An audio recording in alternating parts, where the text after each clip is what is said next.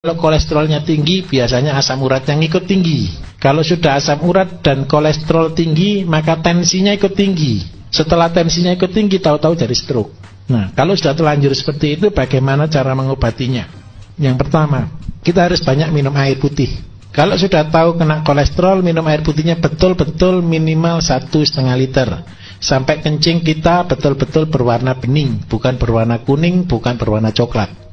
Kalau jenengan waktu pipis itu sudah warnanya kayak teh, itu betul-betul kondisi parah. Itu pasti kalau pipis sudah panas. Kalau sudah pipis sudah panas, itu sudah tanda kutip besok kalau kerja bawa air, kemana-mana sangu air, tidak apa-apa. Kayak anak TK lagi tidak apa-apa, sangu air. Kadang-kadang kenapa? Bukan karena mahalnya air, malesnya beli air. Iya toh, kadang-kadang kan seperti itu kan. Mending kok gitu, kadang-kadang di rumah aja mau minum aja kadang-kadang malas kok. Jadi lebih baik airnya dibawa kemana-mana biar ingat. Jadi kalau bisa berapa banyak satu botol yang isi 1,5 liter, ketika minum bawa itu kemana-mana langsung diminum terus. Satu hari minimal harus habis 1 botol. Terus yang kedua, jalan satu-satunya untuk membersihkan lemak di dalam peredaran darah, kita harus makan makanan-makanan yang mengandung lemak pengurai. Lemak pengurai itu ada di mana? Lemak pengurai yang pertama, bagi kolesterol, usahakan makan buah yang mengandung lemak. Contohnya apokat. Jadi Bapak Ibu yang penderita kolesterol, usahakan 1 minggu bisa makan apokat minimal 1 kali. Syukur-syukur bisa 2 kali. Itu untuk membakar. Jadi lemak yang baik itu untuk melawan lemak yang tidak baik. Kemudian yang kedua, harus dibuka salurannya. Membuka salurannya itu dengan cara apa?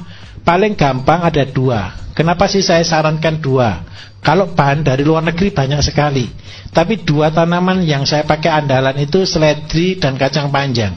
Itu sudah luar biasa. Saya kasih kesaksian Bapak Ibu. Teman saya gagal ginjal, sudah setiap minggu dia sudah cuci darah sudah 2 kali. Kemudian dia betul-betul taat. Jadi dia betul-betul taat melakukan semuanya.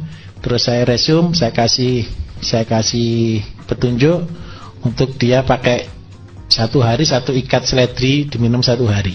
1 hari. Jadi dalam waktu 6 bulan dia sudah lepas dari cuci darah sama makan sukun. Itu sepele. Mungkin Bapak Ibu sudah sering kali dengar ini. Cuma satu kadang-kadang tidak taatnya itu loh. Ketika jenengan taat, saya yakin pasti berhasil. Dan harusnya ketika jenengan mengikuti apa yang saya ajarkan di radio, semuanya sudah pinter semua. Jadi minta maaf, jangan jadi dukun tapi jangan jadi dukun, jadilah manusia sehat. Jadi kan semua resep kan ada di sana. Itu tadi. Jadi seledri dan kacang panjang. Apa cirinya? Seledri itu bentuknya pipa, kacang panjang itu bentuknya otot. Jadi kacang panjang itu adalah nutrisinya otot, seledri itu untuk membuka saluran di pembuluh darah. Itu caranya kalau kita menganalisa satu bahan. Ngerti nggih? Seledri kan kayak pipa toh? Itu memperlancar peredaran darah. Jadi jenengan kalau punya bahan macam-macam silakan berkreasi, tidak apa-apa. Oh ini bentuknya kayak otak, oh ini bentuknya kayak hati, oh ini bentuknya kayak pankreas atau kayak empedu, kayak lambung. Silakan boleh berkreasi. Itu caranya seperti itu. Nah, tinggal sekarang nutrisinya untuk otot. Otot itu neuro, saraf itu otot itu digerakkan oleh saraf.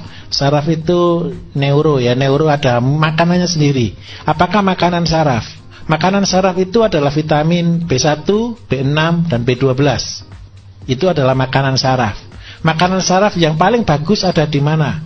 Makanan saraf itu kalau kita beli vitamin B1, B6, B12 itu mahal. Tetapi kalau kita mau murah itu ada di dalam bekatul. Kenapa saya sarankan mesti pakai bekatul, mesti pakai tajin? Karena apa? Disitulah makanan saraf kita. Jadi kalau saraf kita digelontor, dibersihkan, tapi dia tidak ada makanannya, lama untuk koneknya, lama untuk pemulihannya. Nah itu caranya. Jadi sudah jelas kira-kira? Sangat jelas.